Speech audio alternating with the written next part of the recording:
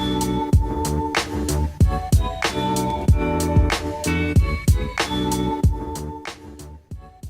a warm good morning to you. Good morning, Thailand, here from the Thaiger. And we'd like to welcome our studio guests. Right to my right, we've got Sue Altman.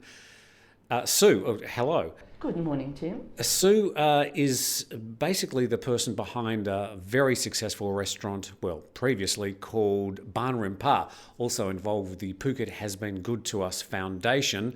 Sue's been around Thailand and Phuket for about 119 years. So she's got a lot of knowledge and insight about expat life. We'll get to Sue soon. Also, Bill Barnett from C9 Hotel Works. He's only been around for about 90 years. Exactly. Thank you, Tim. And a great shirt as well. And 27 days left in the Sandbox on the countdown. Yeah, the countdown it's coming closer. And I do have to apologise. I've got a few snivels and sneezes this morning. It's not COVID, but I apologise for the red nose in advance. But with that, let's go to our guest, who we've already got online. His name is Bumkit Raktangam. He is the Phuket Tourist Association president. He's basically the man behind this whole Sandbox. He's coordinating everything from the vaccine rollout to all the preparations that are being made. Welcome to the program. Thank you very much, Tim. Good morning, everyone. Bumkit, where are you on your way to? You're bouncing up and down there in the car? Yeah, I'm driving to drop my daughter to school now, so we'll try to be like a good father, at the beginning of the day, Very important. So tell us, we've got 28 days to go. Are we on target? 27, Tim. 27, I beg your pardon. 27 days to go. Are we on target to get Phuket open, or Thailand open really, on July the 1st?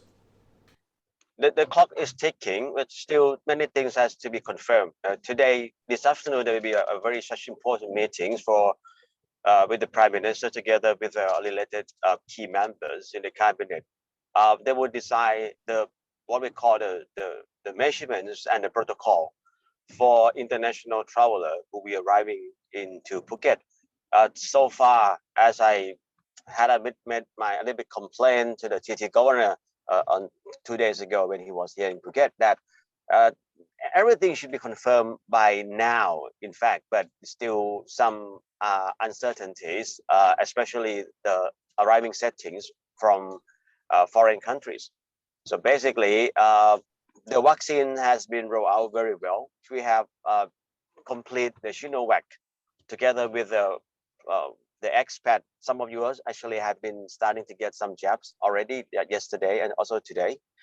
Of course, apologies that we cannot provide to all, but we have to prioritize to the work permit holder first. But beside the vaccine, things still, I have to admit to you guys, things still looks uncertainties, especially with the pandemic still happenings around in Thailand. And let's wait for the afternoon final decisions whether they would just want to call something or want to go ahead with something. But as we are speaking now, we supposed to have like an on for the Phuket Sandbox. Nothing has changing as I speak today now. Yes. Okay.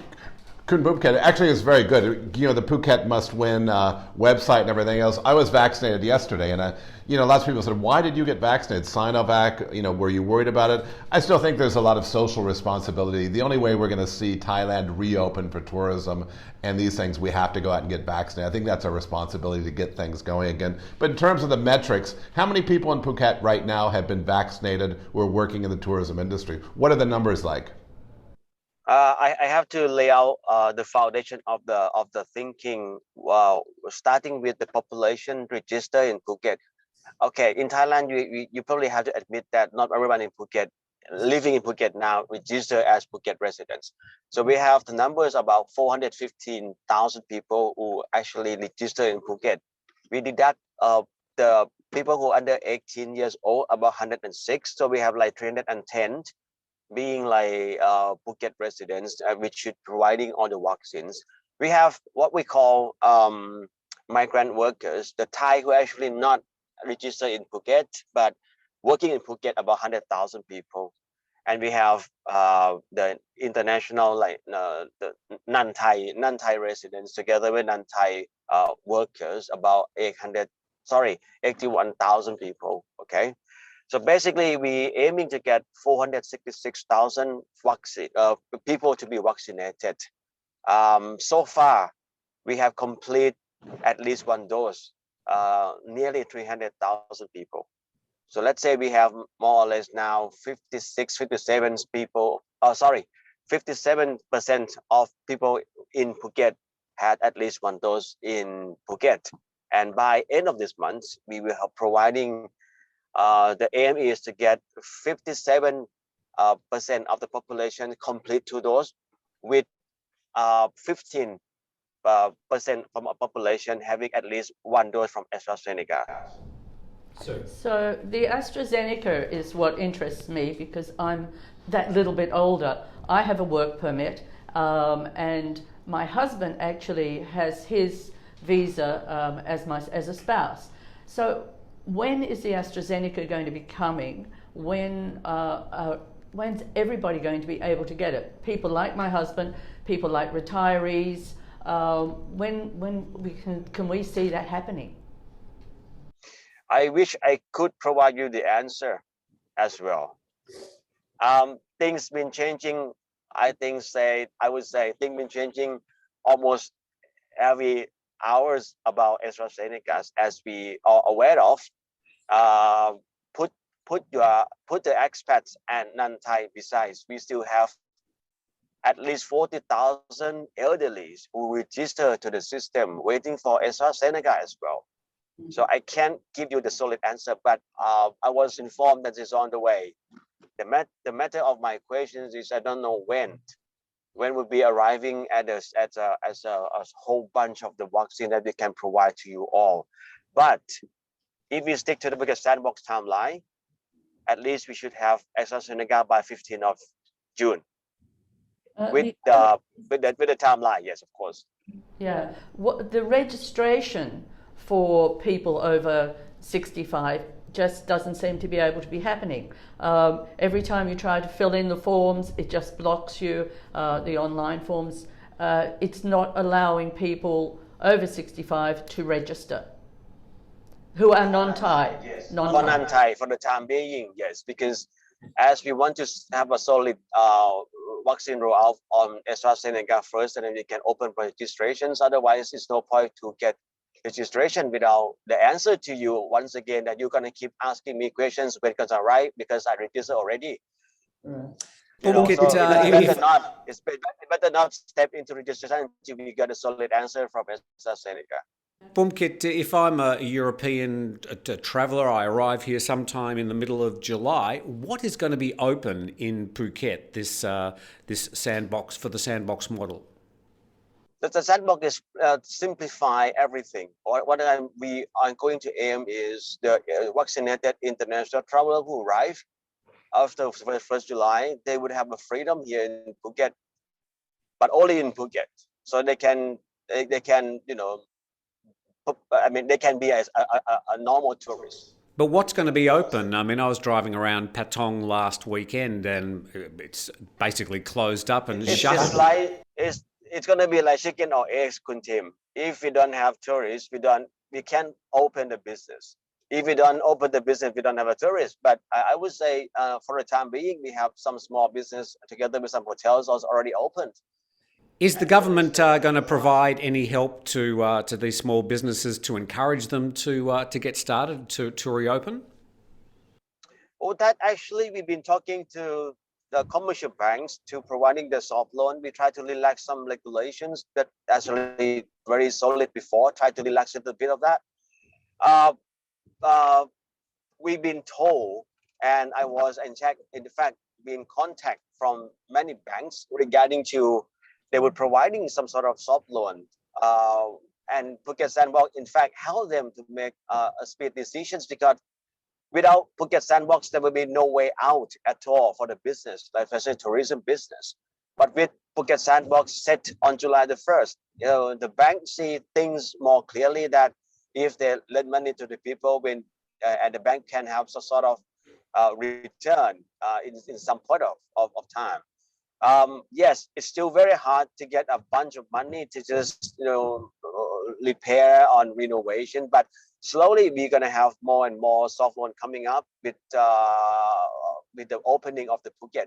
The key is we have to really to push it open, and things gonna come bit by bit, especially the business. Bill. Khun Bumket, you've got your ears to the ground talking to hotels, talking to tourism players. Where are they seeing most of the interest coming for bookings or for people who are interested to come back? We always think it's going to be coming from Europe and from other countries as well, but also in terms of the domestic market. Do we think that we're playing all our cards just for foreign tourists and maybe forgetting about the domestic market? How do we balance that? We are positioning ourselves that we're not choosing just international traveler, because we are aware that the numbers of international traveler at the beginning could be very small. But we have to push it open, as I mentioned before. But we also want to welcome domestic traveler. That's why we've been talking to the TT governor together with the Ministry of Health. How can we in balance to accepting both international and domestic traveler and still having the control of the pandemic? And the most important is to retaining the herd immunity in Phuket.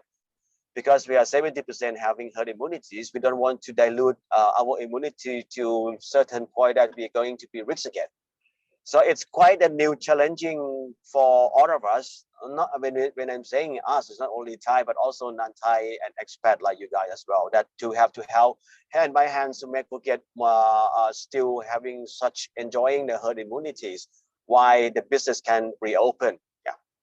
Being the media, of course, we get a lot of questions thrown at us anytime we talk about these issues, Khun Bumket, and a lot of the fear in the past was about the quarantine. It seems we've got that out of the way, but a lot of people from the West in particular also worried about loading up an app onto their phone that's going to be tracking their movements. What do these apps actually do? What do they track? You have to admit that there's the rules and regulations in the new normals of tourism, especially when you want to be the first and a pioneer area of the country. So it is something that we have to sacrifice. So we gain some, and we have to sacrifice some. Tracing application is a must while you're here in Phuket. Not only international, but also domestic, like people from Bangkok, they have to loading the applications, the tracing, and then they have to share locations. We don't want to just track you all the time. We want to make sure that if things happening, for example, you get infected, we can control the infected events as soon as possible. Without that tracing applications, people lying about the timeline. They don't give the full timeline details, and that would be hurting the community because you're hiding something from the fact. And of course, as I mentioned earlier, this not apply to only international, but also apply to Thais. So we are the same board that we are going to try to make the sandbox as well as possible and make people come back to nearly to the normal life once again. But of course, I get your point, Tim. But this is the thing that we have to ask them to have the consent form, and they have to share location while they're here. Okay.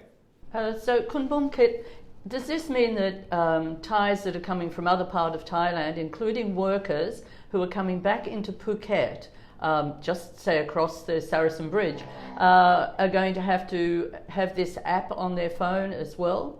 What's going to happen to all of these people that are coming in now? People who perhaps have lived in Phuket, who are registered in Phuket, when they're coming across the border and coming back into Phuket, are they getting checked? Do they have to have the quick check before they come in? And are they going to have this app on their phone now? Theoretically, yes, we have to check them. We have to trace everyone. And then it's international standard. Look at Singapore. They have 2T. Phuket has 4T's model, but Singapore very much have testing and tracing. Basically, you live in different way of life now, and you have to admit that we have sort of something, the intervention to do, that we can control things, So basically, yes, we're gonna have a checking point, of course, and we're gonna have very serious about tracing it. We are going to have the tracing applications, and we are going to enforce this in full swing. And not only the tracing application, we want to make sure that we enforcing in Thai you call the MHTT, especially distancing and especially the marks.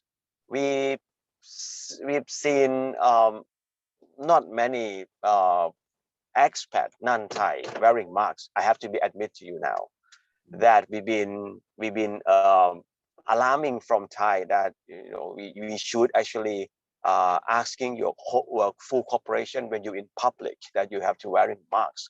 I think it's also the key for us to to go ahead together, and not what people say, not let our guard down, and then when it's going to be a new cluster, we have to close down Phuket once again. Bumkit, you've got a big job ahead of you in the next few weeks. I think you've driven about halfway to Bangkok over the last 15 minutes. But thank you very much for your time this morning. Good luck with the work ahead. And if there's anything you need the media to pass on to the public, of course, we're here to help at any time. Thank you for your time. And keep up the good work, right? Yeah. Take care. Okay. Thank you. Thank you. Bye-bye. Now time to check Thailand's main headlines. Chiang Mai has launched a website for expats to register for COVID-19 vaccination. For your province, you need to check with the local officials. The COVID update today, 2,631 new infections, 31 sad deaths. The Prime Minister is to chair a meeting today about Thailand's reopening as Phuket officials demand some clarity. There's a new oversight committee chair who is vowing to review the Red Bull Air case. And Indonesian submarine salvage efforts have been called off. All the latest news at the Thaiger.com. Back to Good Morning Thailand right after this. The Thaiger's getting behind businesses for the restart of tourism in July. With 60,000 daily YouTube viewers and around 500,000 overseas viewers every month, let us help you get in contact with the next wave of inbound travellers. 50% discounts on offer on packages right through June. Details in the description under this video. And back with the second part of today's program, Good Morning Thailand. Great to have Bumkit online, team. Let's get to some other news. And there's a new public prosecutor who's around, and he's shaking a few cages, including the 9-year-old cage of a Mr. Vorayut Bos Vulvidya, who is the heir to the Red Bull sort of empire and fortune, and he's going to bring him to justice. Is this ever going to end? That's an interesting paradigm, actually, because today also in the news is the world's first invisible sculpture was actually auctioned off for $18,000. And actually the boss is a bit like that invisible structure, because where is the boss? I mean, that's my question. We haven't seen the boss lately. Is the boss out there, and where is the boss? The thing is, in the past, the Thai media have been able to track him down very easily.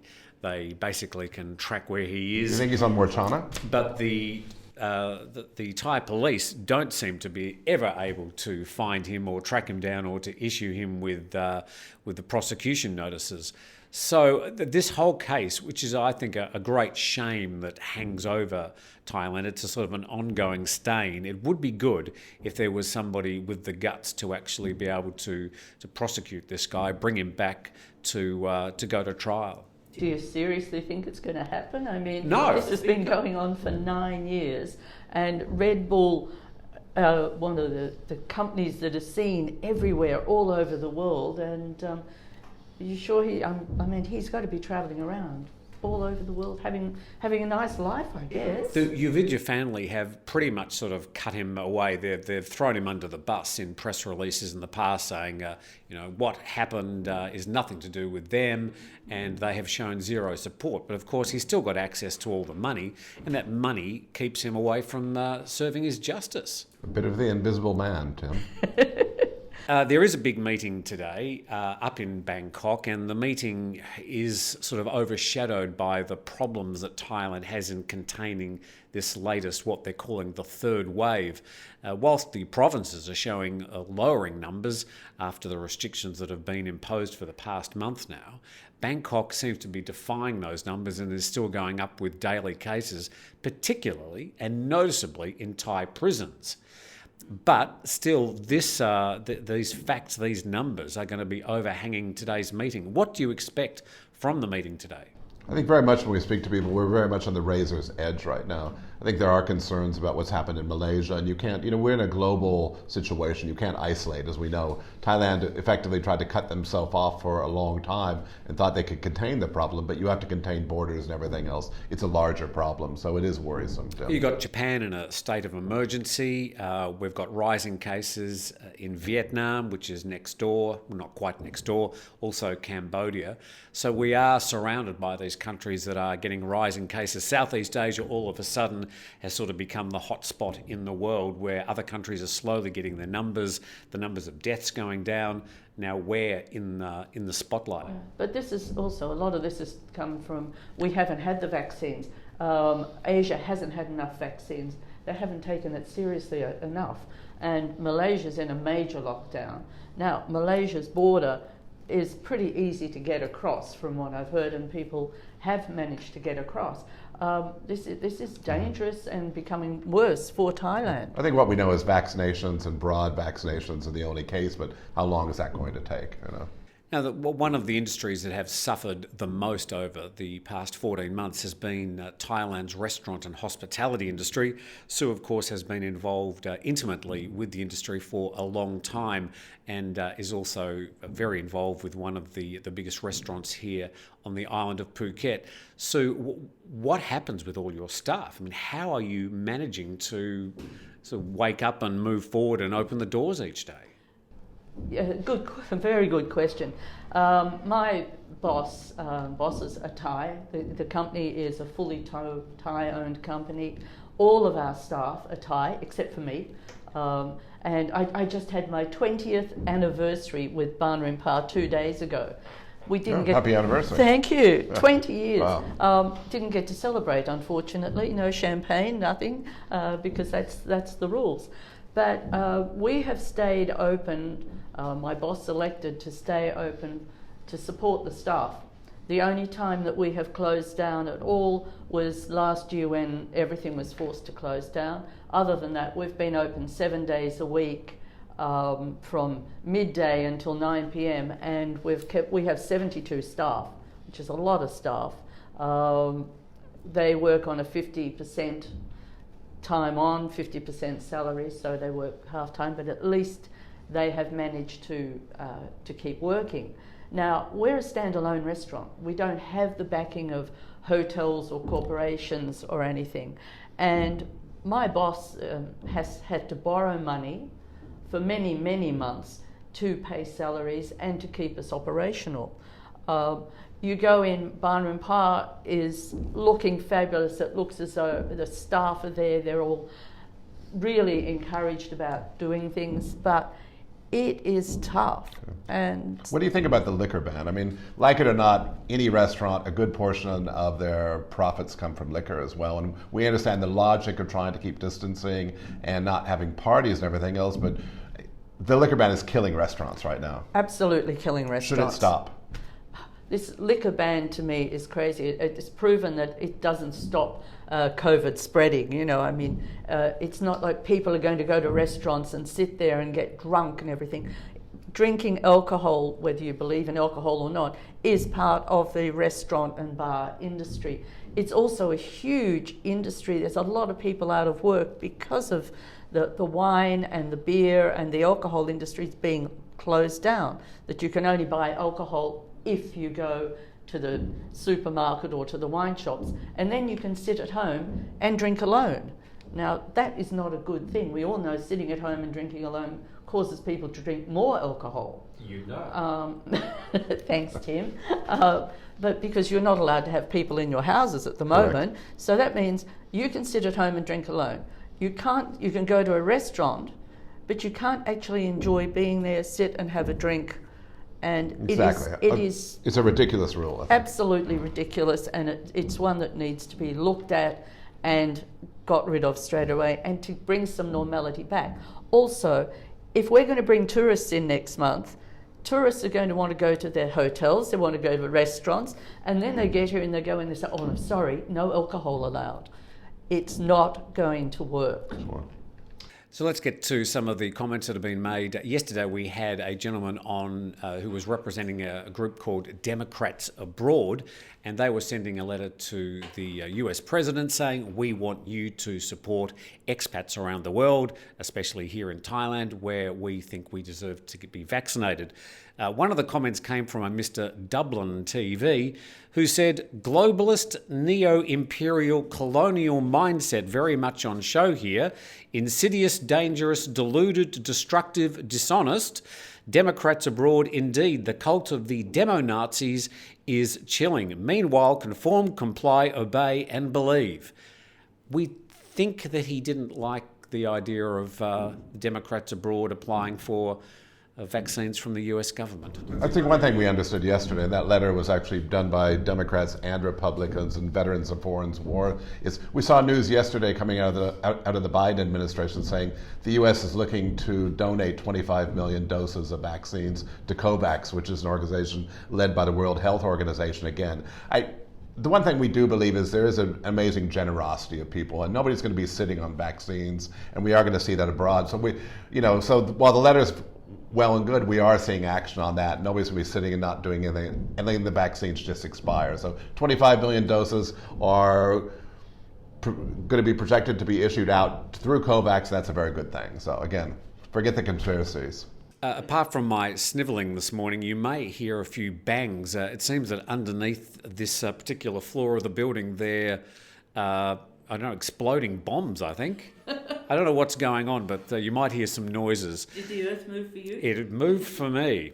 Andre Mervang responded yesterday and said, in Thailand, 40 people die in traffic every day, half of them because the drivers were looking at Tim's shirt. No comment on your shirt today, Tim. I mean, it's not worth commenting on. Soft target. By the way, we matched very well, didn't you? No, we got the memo, so. Yeah. You're blending in with the background a bit there. What have you got in Bill's mailbag? Oh, we got some interesting notes here from Expat Mike. How to apply for Sandbox 1 month away from nothing, what do I do? Is there nothing left to do? I think it's quite clear that when you come to Thailand, you will be required to have a visa as well. You'll have to get a certificate of entry as well. You'll have to, again, talk to your airline, talk to the Thai embassy. There is a process. We are seeing flights which are available into Phuket in the month of July. So again, there is a process, but we are seeing procedures in place. You still will need a visa, of course. So it's business as usual. I think we should or unusual, maybe. If you are able to, or you want to come to Thailand at the moment from July, you'll be entering through Phuket, and you'll have to stay in Phuket for 7 days. But even though there's a lot of things closed, there will be restaurants open. Barn Rimpa will be one of them. But also, you're going to see Phuket's beaches and Thailand's beaches like you're probably never going to see them again. There's going to be a lot of the beauty of Thailand that's going to be starkly apparent to you and available for you to visit. So the temples will still be here. All those things that made Thailand such a hit with tourism over the past 3 decades are going to be here for you in ways that you've never seen them before. So I think it's all very well to say, a lot of bars won't be open, some of the tourist attractions won't be open, but there will be a lot of things to see and a lot of things that you'll never see them like this again. Sure. Maybe just a final one from the Thai Zone, right? For a morning show, a weather forecast would be great. Tim, what about the weather? Oh, the weather. Well, let me just tell you, today's weather in Thailand, it will be hot with occasional rain. And I could say that pretty much every day. Loads of sunshine, blue skies. And possibly rain.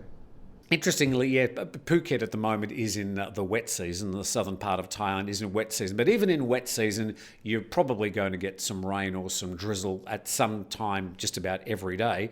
But at the end of the day, it's quite refreshing and there's still plenty of sunshine and it's warm. It's 30 degrees. It's never, ever cold. Never. Actually, one more thing about Jay's plant, because without the rain, how would Jay's plant survive here every day? Yes. Is Jay's Hats off to plant Jay. is straight, or did you straightened it? So I straightened it. you touched Jay's plant. Oh, I didn't realise that, you weren't supposed to, but it was crooked, and I do like things to be perfect, like you, Tim. Thank you, Sue. For anybody who wants to write and complain about our sort of rogues gallery that's appeared behind us, if you want to complain about the straightness of the frames, then you can write directly to Jay. We'll send you his details. Anyway, thank God it's Friday. That's all I can say. Thank God it's Friday. Thank you for joining us on episode 10 of Good Morning Thailand. As you can see, the show is sort of evolving into, well, whatever it's evolving into. Thank you very much to Jay for pressing the buttons today. Thank you to Sue Altman from Barn Room Pa and from Phuket's Been Good to Us, from One Phuket, from just about every other organisation. Good luck with getting the restaurant back open again. It's still open. It's open. It's open. In Kalim, which is just out of Patong. Anyway, put it into your Google machine, you'll find it. Bill Barnett, what have you got on today? Oh, by the way, you got vaccinated yesterday. As we talked earlier in the show, yes, I'm vaccinated. I'm feeling well. I've got my second vaccination on the 24th of June. It was nice to see my fellow Phuketians there being vaccinated. Again, I think it's, we always talk about a personal decision. It is, but it's also a social responsibility. If we want to walk the walk and talk the talk, we've got to get out and get this done. And the only way this island is going to get open, the only way that Thailand is going to get open is with vaccinations. And I support that. Jay, how'd you go? You got vaccinated? Yeah, thumbs up. And I think it's important, just quickly, that people are educated. I don't think enough of the Thai people realise how important it is to get vaccinated. And look, you have your babies vaccinated when they're born. You don't ask the doctors about it, what's in them. This is really important for everybody to get vaccinated, and that's the way we'll move ahead. And with that, we thank you for joining us on this Friday edition. Have a fantastic weekend. We do look forward to seeing you next week on Good Morning Thailand.